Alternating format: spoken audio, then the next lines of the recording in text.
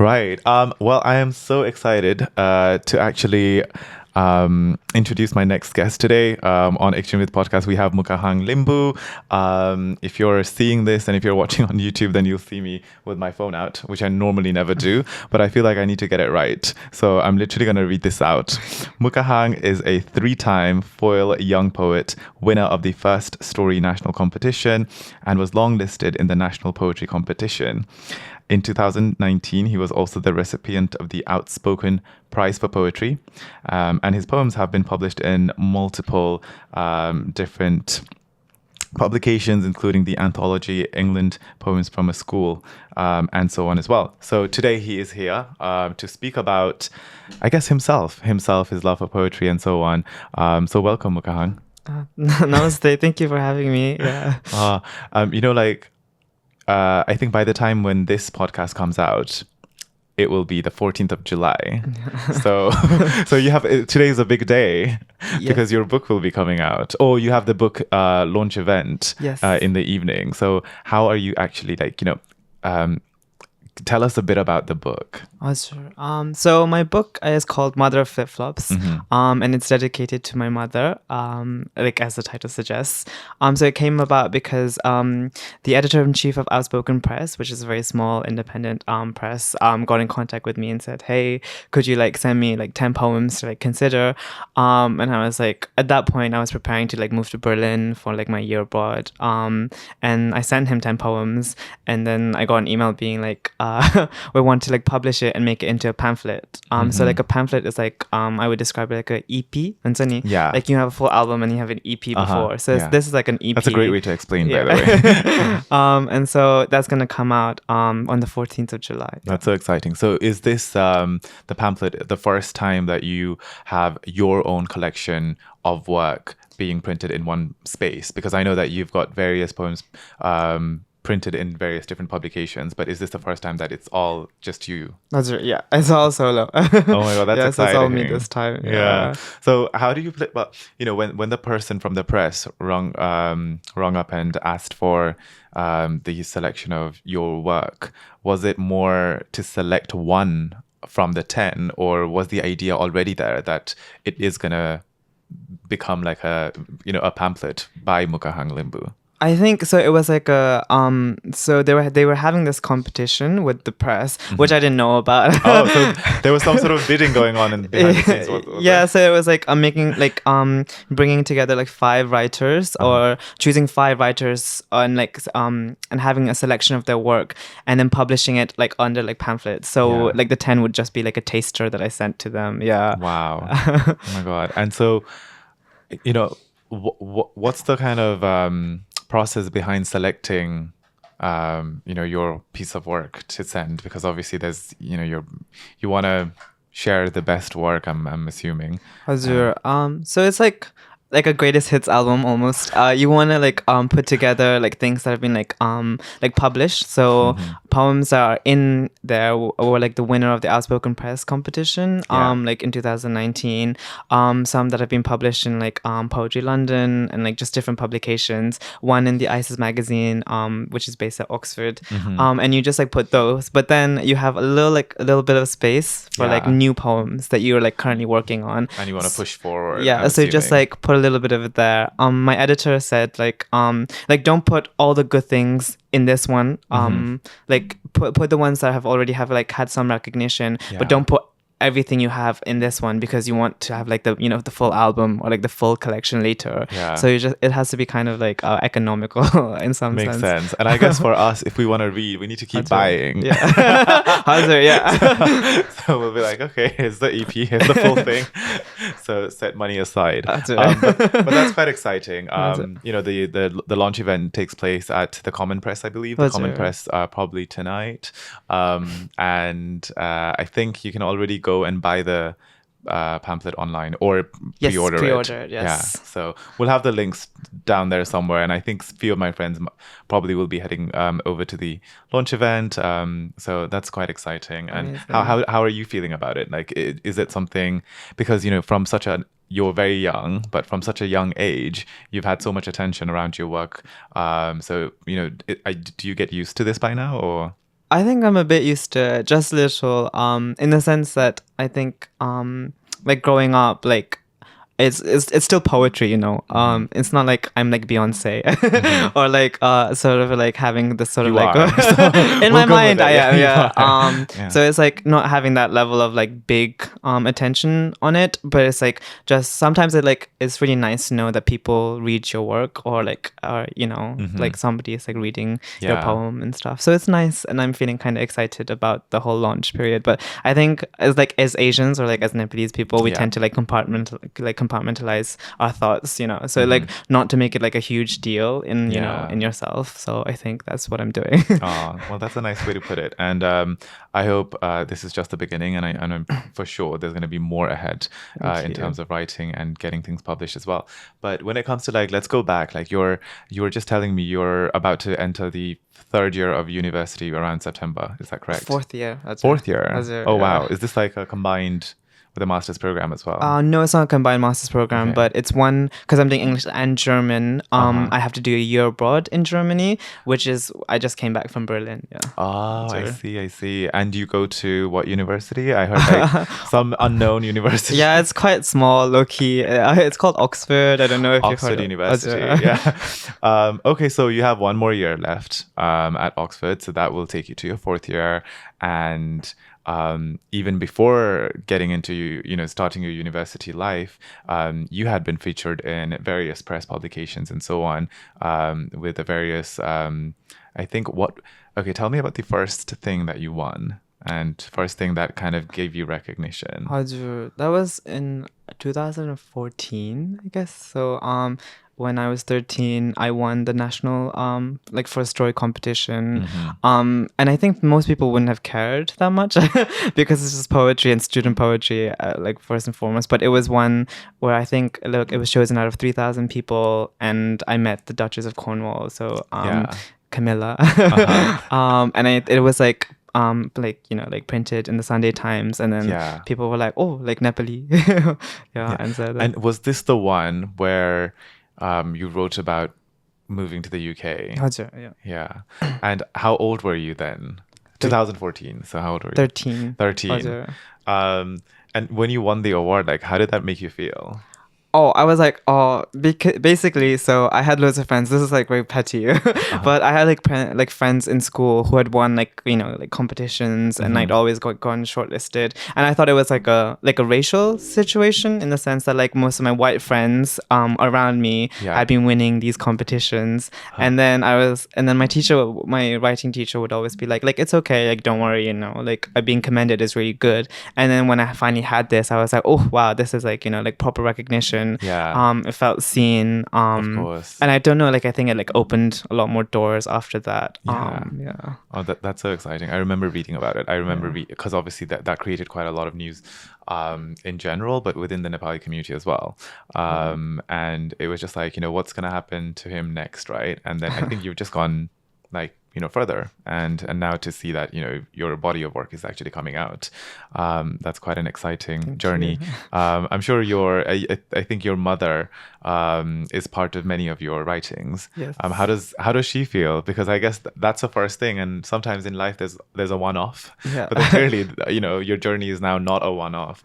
So like how does she feel about all this and your growth in writing? I think in the beginning, actually, quick sideline to like tangent, but like my mom said like she met you in 2014 at Yakting Chunglung. Oh my god, really? Yeah. And she was like, she said like it was really like interesting, and like now that I think back, I was like as you were saying like how you saw my like name and that like it feels like full kind of circle situation. And she said like she met you at Yakting Chunglung, which hasn't been happening for a while. Okay. It doesn't matter if you don't remember her. I hope I was nice. Yeah, she said you're really nice. Okay. But I think she feels really good. So initially like 2013 was like huge in this, like 2014, sorry, when that was a big win for us, just because like personally we had some situation at home that she had like been struggling with, and so like having this like recognition like that was like brought on by by my work and stuff, like it gave her like some form of like like I think like a foot stand, like something to stand on, right? Yeah. And so I think that's why it would still be like very meaningful for me. Oh. Right now she's like proud, I guess. Yeah. Still proud, you know, she's still very much like proud of like what I am doing. But she's a less like very like she's less angsty, like and like less she's like, he's got this. Yeah, she's more grounded, I think. Yeah. It's like when you don't win an award, she'll be like, where's the award? Yeah, basically. Yeah. She'd always be like, it's racism. If you don't win, it's racism. And I'd be like, yeah, I think it is. Yeah. But I have to like, one of my things is like, I think why I bring age a lot is I was talking to a friend of mine, and I was saying that a lot of Nepali people move to the UK from Nepal or Hong Kong or Brunei, wherever, and we're already trying to adopt and learn another language, whether it's English or whether it's, I don't know, Cantonese, Mandarin, and so on. And then you come to the UK or wherever you are, you're trying to perfect English as well. But then at home, you're trying to like, you know, have your Nepali language going on, and with your parents, sometimes they say something in Nepali and you're trying to think of it in English, and then when you read something to translate to your parents back, you're trying to find a Nepali word that you actually don't even know. And sometimes just like you use 10 different words to describe one little thing, right?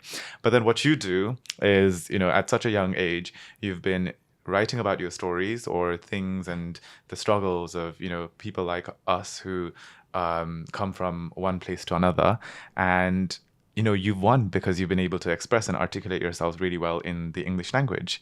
So I just wanted to like, how has your own journey in like, embracing the English language and being comfortable to write in it been for you? Has it been quite easy? I think it's difficult for everybody, but I think the benefit I had was that like I came when I was 6 years old. The older you are when you come, I think it's a lot harder to sort of like take in that language. But I think one thing I would like to say is that actually having a second language or having different languages, growing up around that, actually if you're a writer, it makes your poetry or your writing a lot richer.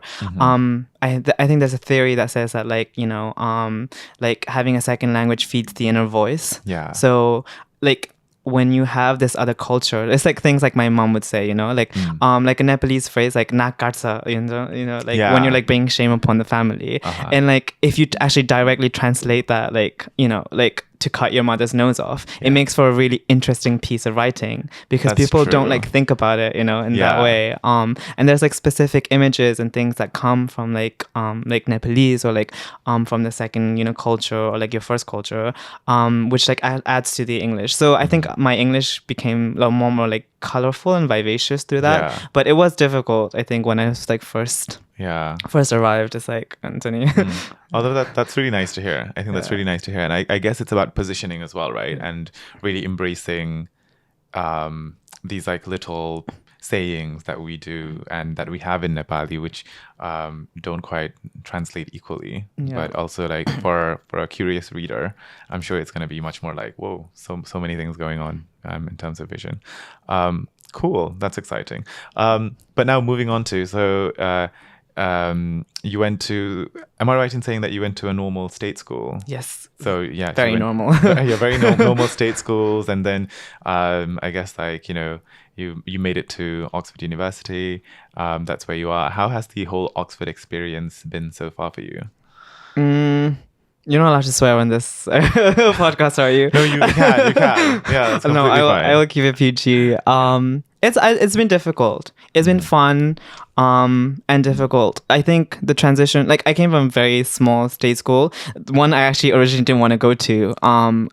Because my teachers were like, it's not that good. So I like begged my mom like to send me to like a private school that like, because my dad was in the army, we could get a discount for. Now that I think about it, that was probably the best decision not to go to a private school, because I think I just don't want to be one of those pricks. So I went to a private school, and it was a very humble, small, like very shitty state school actually. And that's why we had the writer come in, because it was really tough, like a really bad school. So they had like writers come in to help elevate the school. And that's how we sort of like thrived. And so, but my mom said like, be the best where you can be. Like, it doesn't matter what school you go to, just be the best there. And so I tried to do that. And so I got to Oxford, and Oxford is intense. It's like, actually, it's like very different to other universities in the sense that we have 8 weeks, just 8 weeks per term, 3 terms, and then 8 weeks of just like intense work where you like produce like 2,000 word essay per week, like 2 translations per week.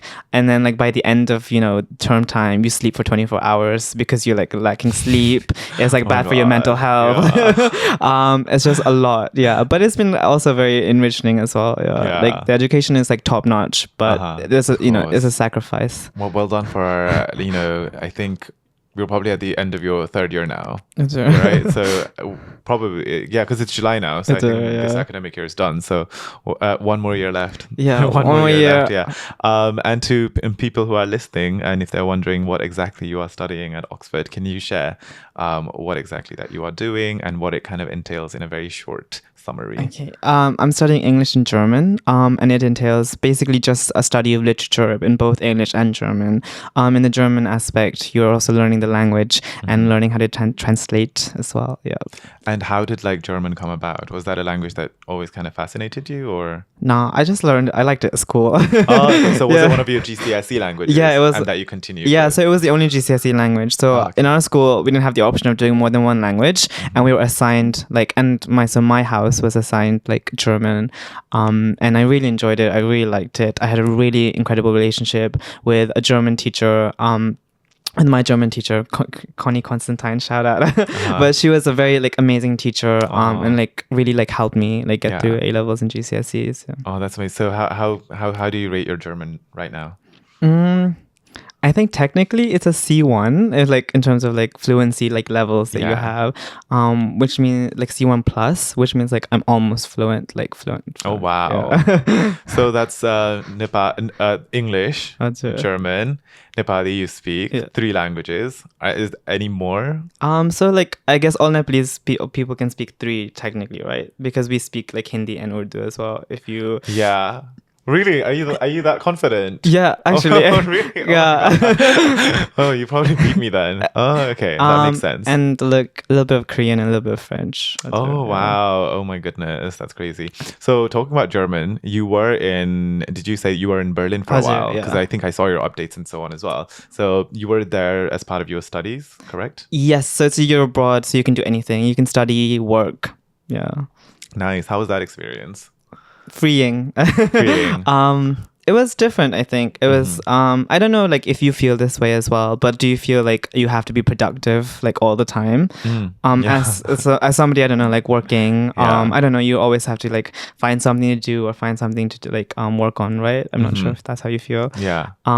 In Berlin, I didn't have that. So it was like being aimless, like nothing, doing nothing. Oh my God. Which is both kind of like stressful and freeing. I mean, like if somebody was just paying all my bills, I would happily be aimless wherever. But yeah, sometimes when you're in a kind of new location, right, it's a lot more easier because you're like, you know what, I'm completely like new here, so let me just let my kind of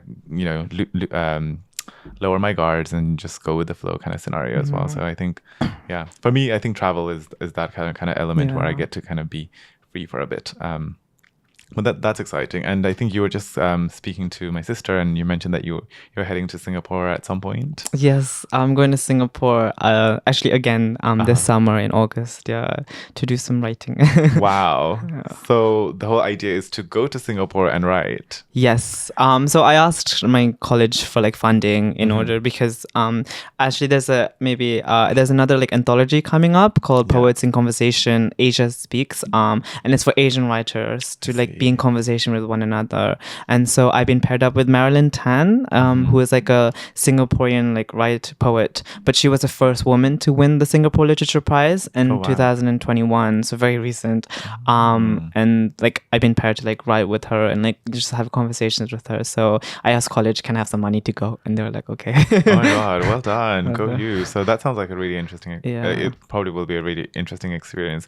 Talking about the content of your writing, the few that I've read, there was one about your mother, and there was one about the Gurkhas as well. I think you naturally kind of delve into the struggles of, people, Nepali people, and trying to make it here quite easily. And I think probably because you've grown up around such stories of your mother or various relatives and so on as well. Do you feel that, as you grow and as you experience more, that your direction and where these the base of your poetry will be changing, or has it been changing from, I guess, the struggles of, Nepali men and women and so on? I don't think it will ever change. I think that's part of our collective, Yeah. I think, experience. I know, like, I think it's a part of our collective, like, Nepalese community experience, right? It's Yeah. the hardship of our families, of, of the Gurkhas, Mm-hmm. which is actually what I'm going to do in Singapore, is like actually research like Singaporean Gurkhas and write about their experiences, especially focusing on kind of like the wives of Singaporean Gurkhas, just because I think they're like, they have like unspoken sacrifices that need to be spoken for. And so I don't know, I think it's a part of our collective history. Like all the Nepalese like community that I grew up with. So like my mom was a housekeeper. So like other housekeepers and cleaners, like their stories are really important to me. Like my uncle, like the uncles and the, uncles and aunties, like uncles are like bus drivers and things like that. They are very much like pillars of societies. Like they keep this, this like society like running, especially in like a foreign country. And the Gorkhas, and the fact that their bodies are like commodified in a sense, and like how much like legend and myth around, their like bravery and courage is like, it's a part of our like colonial, like legacy. And understanding that, I think, I don't know if that will ever change going forward, because like hardship is like part of the Nepalese story, I think. Yeah. That's pretty fascinating to hear. And for you, because obviously, how do you go about collecting these stories, or obviously when it comes to your mother, you hear, and you're right there in the middle of it, right? But let's say there are Nepali uncles who are working as security people, bus drivers, and so on.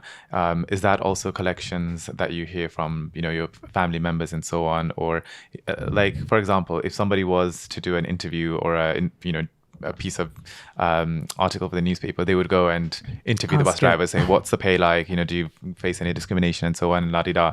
But in your kind of field of work, is it more that you kind of really sit and kind of think about things, or does that question make sense? No, of course it makes sense. I was just thinking, I think Nepalese people are the best storytellers. I think because we talk a lot. I think so. Pauna khane jandakeri, like uncles and aunties will always like talk about like stories or something that they happened, and it's always really funny or really ridiculous, and it's about their experiences, and the way they say it is, so like full of life. I think we are one of the best storytellers, and I think going forward, to anybody who's like watching this, I would say like if you're a parent, like always, like if your like kids ask you, I know it's annoying, but like tell them like everything, because I think one of the things that like our major block is like when I ask my parents, I don't know if you feel it as well, that like they won't always share like everything, like all their hardship and stuff, because like they're like on tinto like it's not, it's not necessary. But I think it is necessary. And so for me, I personally, whenever I'm like like I listen to like aunties and uncles and like hear what they're saying, and just like pick it and like put it note it down on my phone so I don't forget it for later. So it's just like hearing their specific stories. But sometimes I'll go and speak if I need to like speak with the specific like group of people that I'm trying to like think about. Oh, that's so cool. And I think that's natural. We all are part of these conversations, right? It happens right in our houses, or through FaceTime and stuff like that. And but then you're able to actually go away and think about it and create something out of it, which is pretty cool. I hope Singapore is very fruitful, and the themes that you've picked are really cool as well. And I think it deserves more. It deserves that, in terms of literature or any kind of media kind of creation around Gurkhas. I feel like the space is limitless. We haven't even scratched the surface there. But equally, this is slightly on the topic of Gurkhas before we move on to something else. A lot has been happening in the past few years in terms of, some things have been taking place since the 90s in terms of the Gurkha justice movement, the struggle for rights equality, and but I guess for a lot of younger Nepali people living in the UK, the growth and what happened with Black Lives Matter then led to, I guess, people kind of relearning about the Gurkha movement as well. And that was around the same time that the hunger strike was taking place in 2021.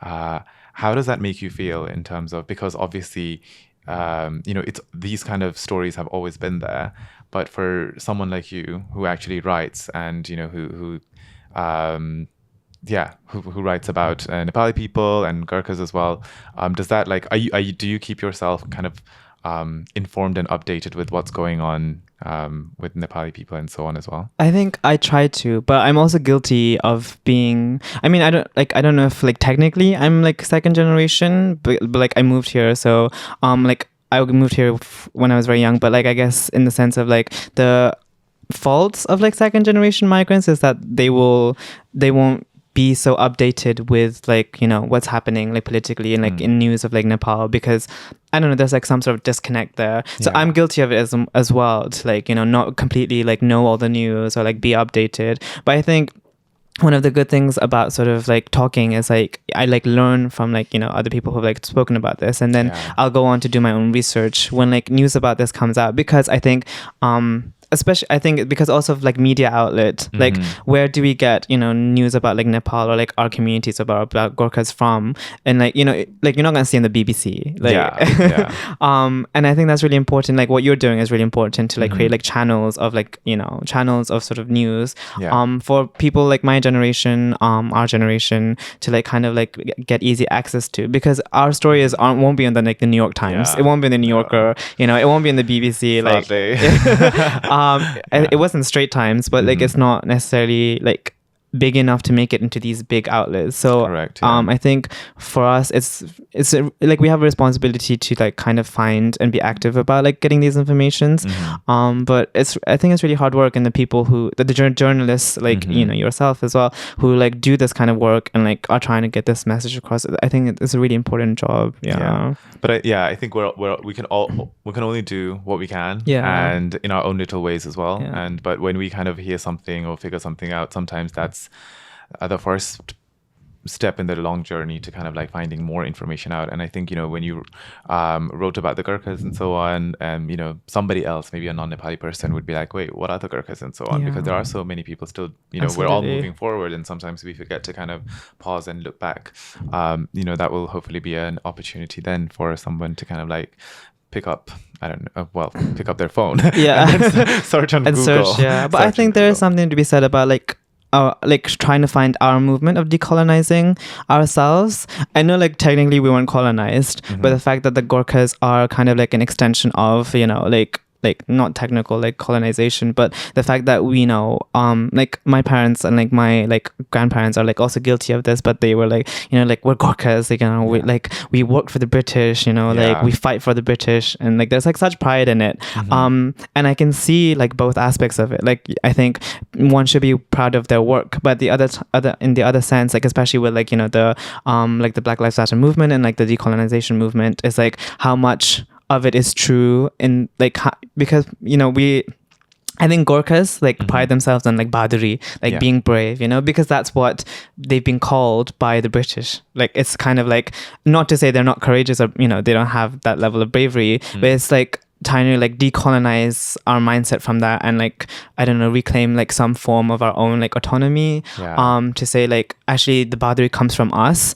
and not because somebody tells us we're courageous, in that some like very like basic low level sense. So I'm hoping there will be more like scholars and more like writers who will write about this, so we can like find a way of like, I guess, like decolonizing our community. There are some really interesting individuals, very few in the UK, but some in Nepal and growing. And they do speak about not just the Gurkhas, but also various indigenous groups of Nepal from that angle. How do we kind of decolonize from that sense, but also from the within the caste structures within Nepal, right? There's that we need to kind of break apart from and find our own way of moving forward. but I feel like their voices and these opinions are so valid, and I hope that this doesn't just become a voice of a smaller minority group, but it kind of tips over, so more of the general mass get a sense of, you know, where they're coming from. Yeah. Because it does make sense, but without putting the majority down. Yeah. Do you get what I mean? Absolutely, Because a lot of us are still hooked on to the very general like mindset of it, which I completely agree, because that's, you know, that has been our form of survival for so long, like, you know, to like even to this day, like my mom saying, like, you know, so like just for an example, this is a book completely unrelated, but like the press had like sent these like versions of like the front cover that I really didn't like. Okay. It was ugly. No offense, sorry. But my mom was like, just accept it, you know, just be thankful and grateful, you know, that they have like given it to you.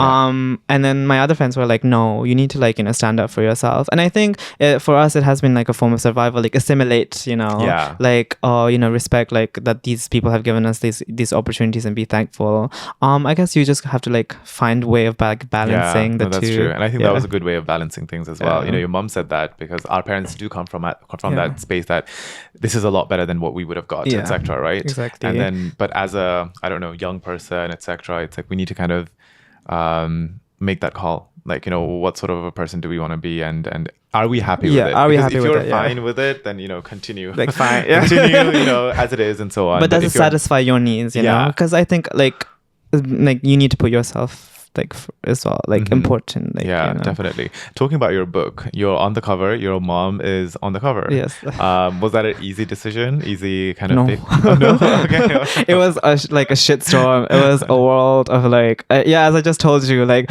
so I got like sent like I think like 12 different versions of the front cover. I didn't like any of it. I was like calling, like I sent it to my mom, I sent it to my like a writer teacher, you know, my writing teacher, and then sent it to my friends, and they were like all like very mixed. It just didn't feel right. And then I like sent a lot of emails. So all the different versions featured your mom, or were there non-mom? None of my mom. Yeah. Oh, okay. One had a very like YA novel-y like silhouette of like these two, you know, like guys. And I was like, this is just a very YA novel like vibe. And there's another one had like a silhouette of me in like when I was in Pokhara doing the peace sign, which felt very like abject in some ways.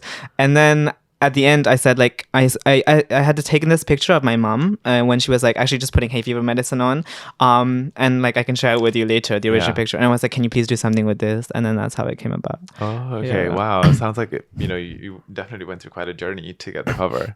Not that I'm unappreciative at all, but I'm very, very grateful for the hard work. They were like, I felt really bad because I was like, I'm being such a, you know, I'm being such a diva about it. Nice. So in terms of you know, the pamphlet that's coming out, like, so who's publishing it, like how is it being funded and so on? Just wanted to know these kind of information. So it's by an independent press called Outspoken. I think they've been like nominated for like the best independent press in like the UK, and they're like very up and coming. They're very cool. So your next piece of work, when that happens, is it likely that it's gonna happen with Outspoken again, or are you more like, you know, depending on who's eyeing you around? I think whoever knocks on my door, really. Oh, that's cool. Because writers are like free agents, so like it really like depends on like who is like willing to publish their work, rather than like maybe like Outspoken won't want to work with me again. I don't know, but Oh, that's exciting. I'm sure they will. Because some of the awards that you won were from Outspoken. So one of them was from Outspoken. Yeah. So I guess they're a pretty big deal in that world. Yeah, so like as I said, like they're very up and coming, and you know, like very like big in the that's exciting. That's cool. What else should we talk about? Let's talk about Britney Spears. Okay. So how, like, okay, no, let's not talk about Britney Spears. Let's talk about I guess growing up, and I mean you're still growing up. Who are some of like the icons or people of influence or people of, I guess, note, whether they're celebrities or just individuals in your own kind of network that you looked up to, and that really kind of I don't know, that you just looked up to, and no pressure on them too, but maybe I guess like instead of like I think I'll just like stick to celebrities, because I don't know, I think there's a very modest way of like looking up to the people around you. Like it's like you always looked up to your parents, your mom and dad, but you were like never like conscious of like you looking up to them, you know. You never like, you know, like obsessed about their lives the way you do about like maybe Britney Spears or like, you know, or like, you know, do something around that. So I would say like one example is like it's very funny, but like when I was in class 2, like 3, they were like write like a speech about your hero, and oh no, it was like class 7. And I wrote wow, 2 to 7. That's a big jump. and then like you had to do a speech like about it, and people chose like, you know, Martin Luther King, Malcolm X, like Gandhi, and I chose to do mine on Whitney Houston. Oh wow, okay. Because I love Whitney. I think her life is very interesting. She accomplished loads of, you know, things. She was groundbreaking. How did you discover Whitney Houston? Because, you know, when you were in that, you know, class 7, year 7, etc., you must have been quite young. Whitney, all the greatest hits, etc., would have been from quite a back then era. Yeah, absolutely. So how did you discover? Was it like, I don't know, somebody played Whitney Houston at home, or? Yeah, YouTube basically. Yeah. I think, yeah. So like, I don't know how I came across her actually. Maybe it was X Factor, perhaps. Okay. Yeah. And it was like her big 2008, like was her big like sort of comeback, like I Look to You album. And like she did that big interview with Oprah about, you know, the struggles with like drugs and like her dysfunctional marriage with like Bobby Brown. And so I was like, oh, Whitney Houston looks really cool. And then on whenever like before I went to school, every morning I used to watch like videos, so like YouTube videos. So like I once watched like Adele like sing Someone Like You for the first time at the Brit Awards, you know, and things like that. And I think When You Believe by Mariah Carey and Whitney Houston was like one of the things I just like stumbled upon. And that's when like the obsession really like started. Oh wow. Oh, that's cool. So she was a hero then. She's still a hero. I'm still obsessed, very obsessed with like Whitney Houston's life. Yeah. Like if you're a fan, then you have to be a fan forever. Yeah. Absolutely. Yeah. That's sweet. And something that I recently saw on your Instagram was, I don't know if I'm using the right term. You do voguing? Yes, I do. Yes. So for people who aren't quite informed about voguing and what it actually entails, can you please share? Absolutely. I mean, video would be perfect. Sorry, but we don't have any videos here. I can send you some videos later. If you like post podcast. So voguing is like it's like a form of dance. So it was created in Harlem in like New York in the 70s and 80s by Black and Latin like trans people.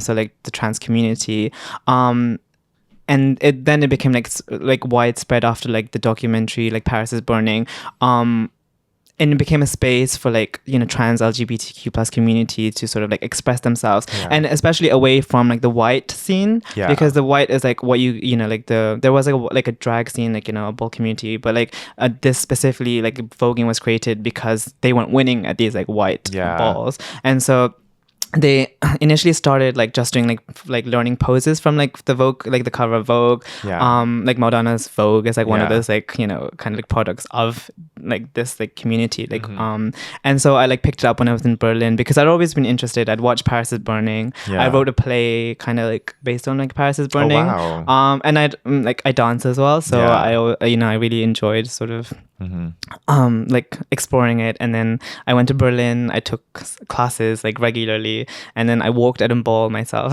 And you received an award for it. Was it like a young it's or like new person kind of award? Or? So in a ball you have like loads of like categories. So you have like Vogue Femme, Vogue New Way, Vogue like Old Way, and then you also have like category of like realness, like runway and stuff. And so I like won the category like voguing New Way for beginners. Okay. Oh, congratulations. No, I saw the clip and I was just like, wow, this is in Berlin. It was in Berlin, right? Yeah. So does something like that, I'm assuming so, does something like that exist within like London as well? Yes. There's a big community. There was one. I mean, July 2nd was yesterday.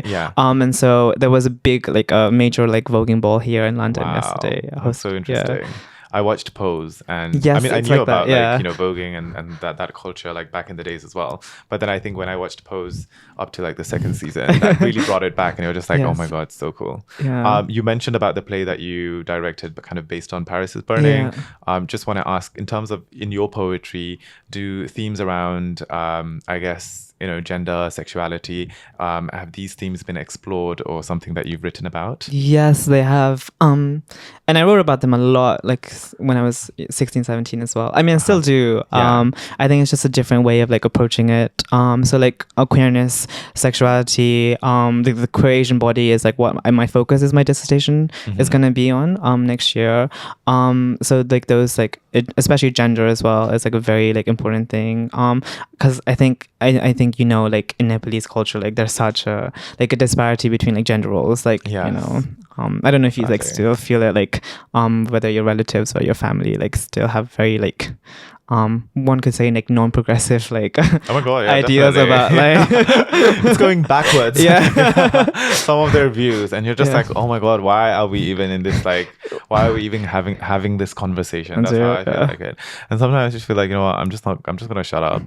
But then you just think, choose your battles. But I shouldn't. Yeah. But then it's like, yes, you have to choose your battles, right? You have to choose which argument that you want to actually, argue about, because sometimes it's just like, okay, there's no hope here. Yeah. I should just move on and move away, up.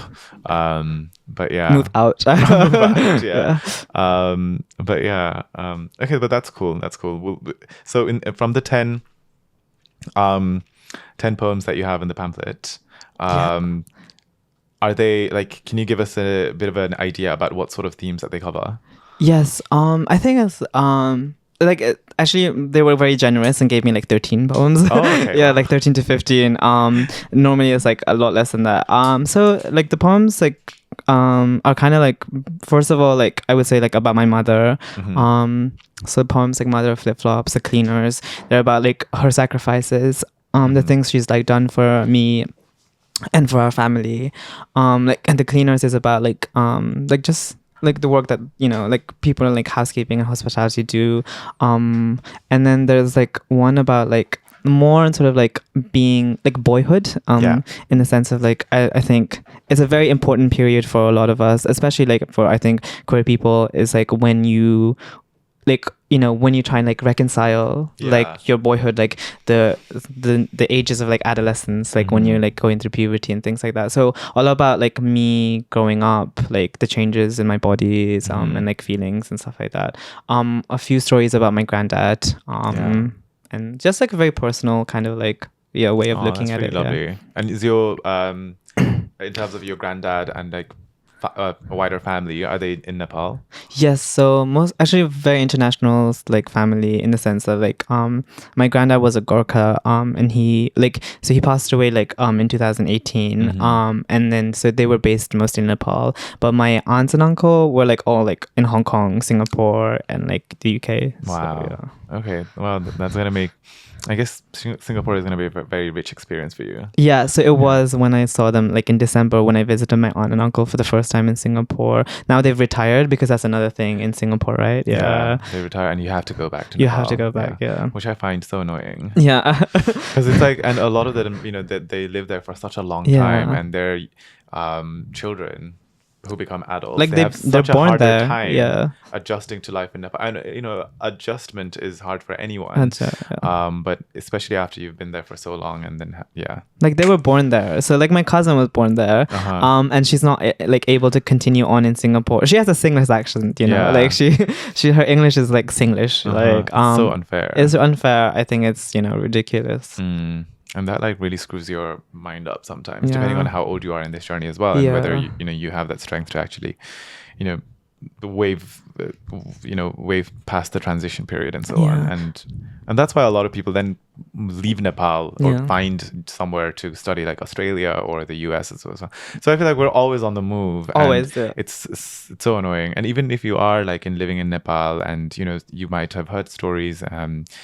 We have like relatives in Gaon Ghar, etc., or in small towns, and life is hard, and you want a better financial kind of security and independence, and then they're always on the move too, to like Middle East or Malaysia and so on.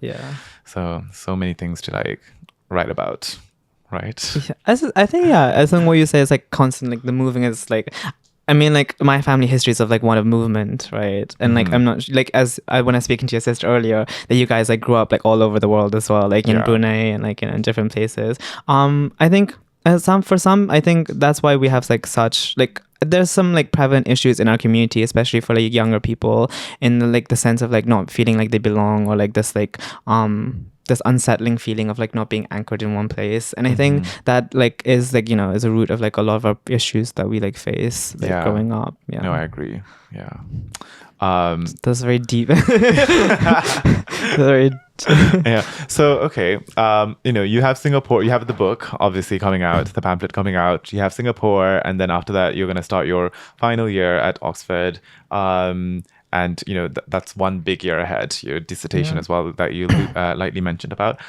But in terms of after that 1 year, what do you think will be next? Or what would you like to kind of do? My mom and would no like... pressure, by the way. You can just go and, you know, be anchor free or be free somewhere as well. But like, I just felt like, you know, let me just ask, because otherwise people will be like, what's next for him? Have you done the MBTI test? No, what's that? It's like Is that like the personality test? Yeah, Oh, okay. I think you should do it. I think that would really like be Is this interesting. when people put on their dating profiles INFP, yeah, and stuff like that. Yeah, dating profiles.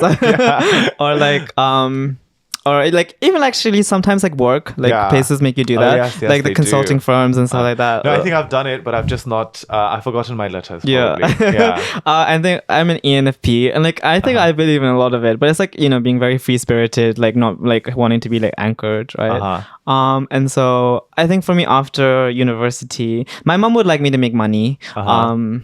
I mean, that's most Nepali parents. Yeah. That's most Nepali parents. But you know, my ideal situation would be, you know how, I'm sure you know a lot of people, the friends, colleagues, etc. Like a lot of my, sometimes I've met people who've been to university and they've studied something with no expectation to find a job related to that. They just study for the sake of studying. Exactly. Or they do a PhD because they can afford to not work or for a long time. Do you get what I mean? Yeah. And then it's just like prolonging what you need. Like I would love to have studied, because whenever I was at university, I was like part-time job or trying to find money or trying to be like, oh my God, I'm already like so broke. And you're constantly thinking. But I guess like that's that, right? You know, our parents came this time around and they're doing so much to keep everything going, and they want a quick turnaround. It's like start making money. It's like start making money as soon as you like finish your degree. Like you have to start making money. That I get you. Like, you know, like when you're at university, like being like restless because you don't know if like, you know, how you have enough for like tuition fees, or like you have enough to like, you know,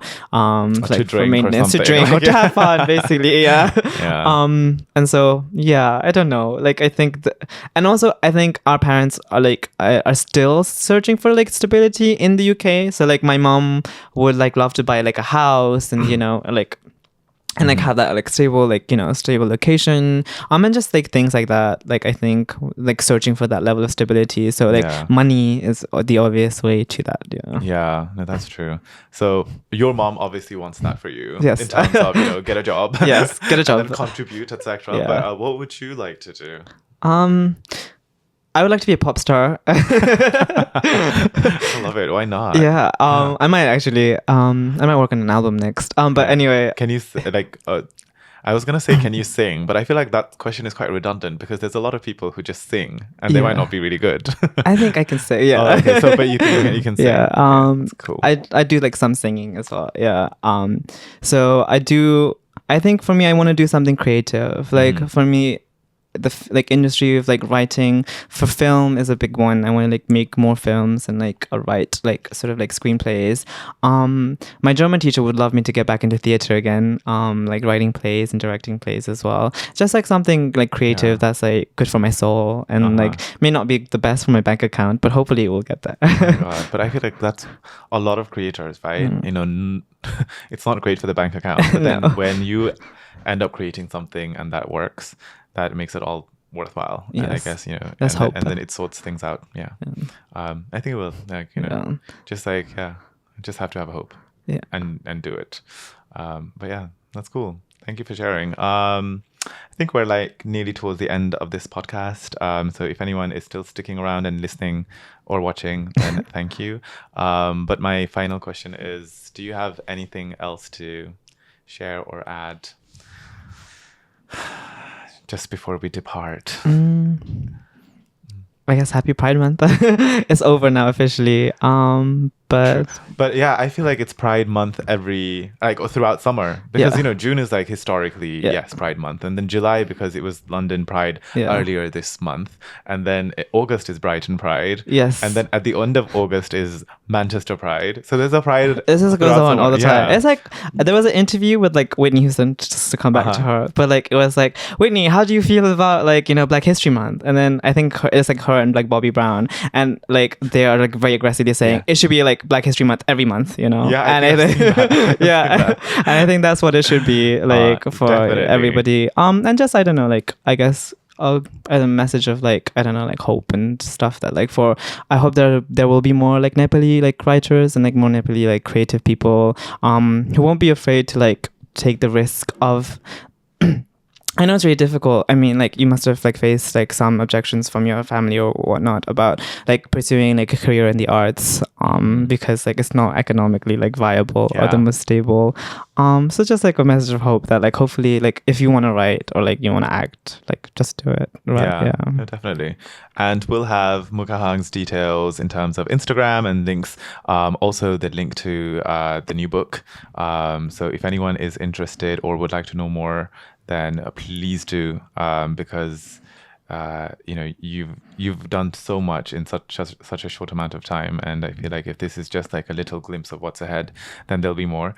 But equally, there's no pressure. I think one should just do it when it feels good for them as well, because a lot of the times we kind of measure everything around our productivity, right? But that's not just who we are. We're more than just certain things as well. So but yeah, hopefully people do reach out and so on. And you've been such an I feel like the word inspiring is quite like overused, but I feel like with the way that you're doing things and moving in your own kind of way forward, I think it's quite a nice journey to look up to, look into as well. And yeah, I had always like seen your stuff, reshared it and be like, oh my god. I had also watched your interview. तिमीले एउटा नेपालीमा interview दिएको थियो नि हजुर विश्वसँग yeah, and I was like कस्तो अप्ठ्यारो भएको थियो बोल्नु हजुर I could see your त्यो thinking like नेपालीमा कसरी भन्ने खालको yeah, it's like translating like Nepalese into English in my mind and then English into like Nepalese.